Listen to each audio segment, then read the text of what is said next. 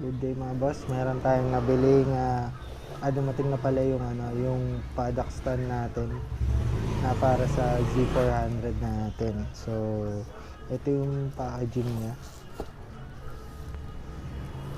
Yan. Ang brand niya ay RZ Racing. Nabili ko pala siya sa Shopee ng 1,648 pesos.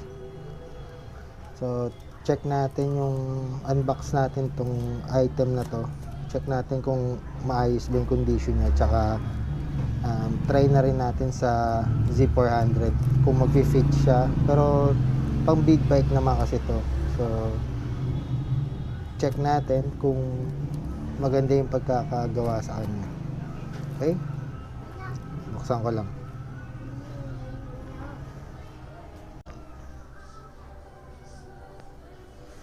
Buksan na natin. So, maganda naman yung packaging niya. Parang safe naman yung item.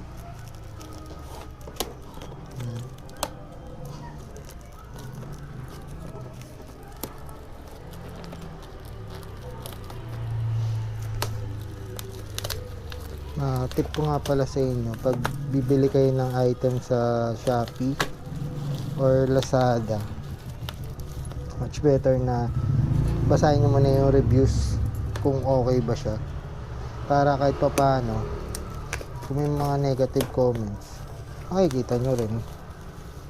Pero syempre tatansyahin nyo rin naman kung legit ba yung comment o hindi.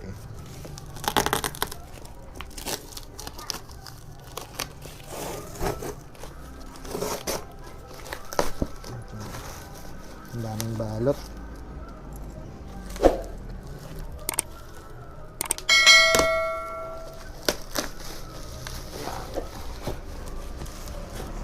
Racing.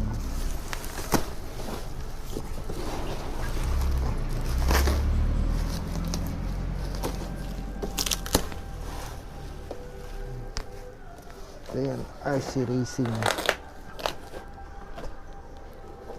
RC Racing.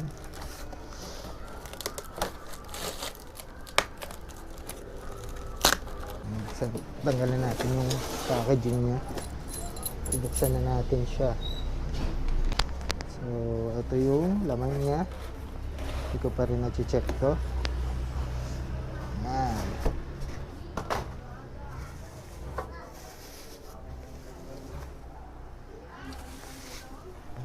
Ito may tulong na siya. So, first time ko lang mag-assemble nito. Pero kahit na walang manual, tingin ko naman madali siyang buuin. Okay. May dalawang tubo na may gulong. Tapos, ito yung parang handle niya, yung mahabang tubo.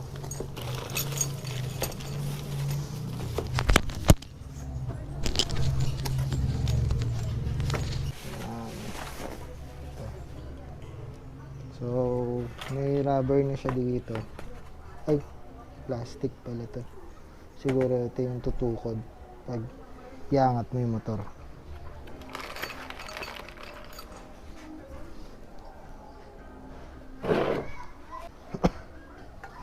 Madali lang naman pala siya. Mayroon siyang maliit yung ng tubo dito. Nai-shoot mo lang dito. Yan. Tapos, lalagyan mo ng bolts and nuts.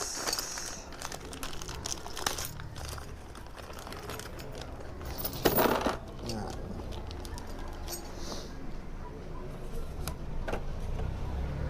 Ito ba mahaba? Hindi.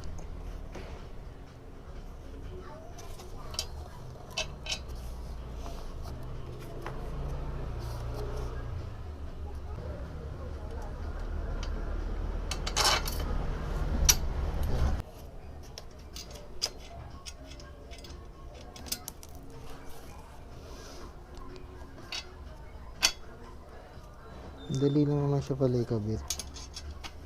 Yun nga lang, kailangan may sentro yung butas. Mamaya ko na sa higpitan. Yan din sa kabila. Lagay mo rin to. Tapos yung mahabang bolt, shoot mo dito. Tapos nut mo. Yun.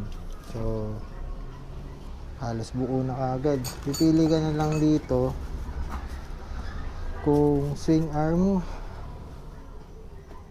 Pipili ka na lang dito kung swing arm type or tinatawag nilang spool type. So since na meron yung Z400 natin ng para sa spool na lang ang gamitin natin para mas madaling isentro. Yan. So ang paglalagay dito. Yan. Ganyan siya. So adjust, ito yung adjust nyo na lang kung paano siya magsuswak sa motor mo. Yan. So ito siya.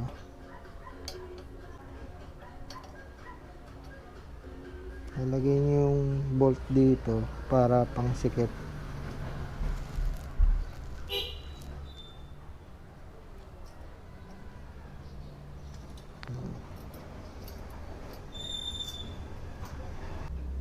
Yan din sa kabila.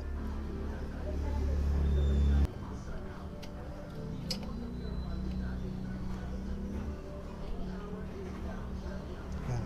So ganyan siya magiging itsura niya. So higpitan ko lang yung mga bolts, then pakita sa inyo paano gamitin. Okay? So yun mga boss, na una natin itong paddock stand. Ito na siya. Yan. So nasukat ko na rin dito sa spool ng motor. So pakita ko sa inyo paano siya ginagamit dito sa Z400. So ganito siya. Itatapat mo lang to dito sa spool. Ito ba? Ito. Tapat mo lang dito. Ito yung hook. Yung spool, tatapat mo lang. Yan. Yan. Tapos ready na yan. I-gate naman na lang yung motor. Ganito.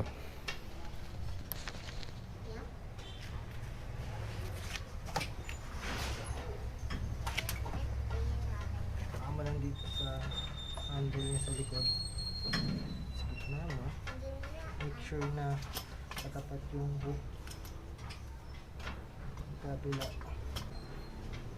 So naka-shoot na siya, tutulak mo na lang ito sa baba para umangat yung motor.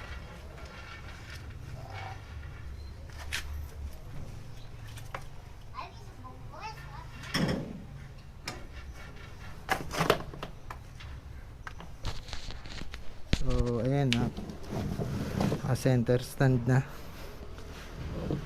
or naka paddock stand na yung motor. Ayan. So matibay naman siya sa halagang 1.6 plus.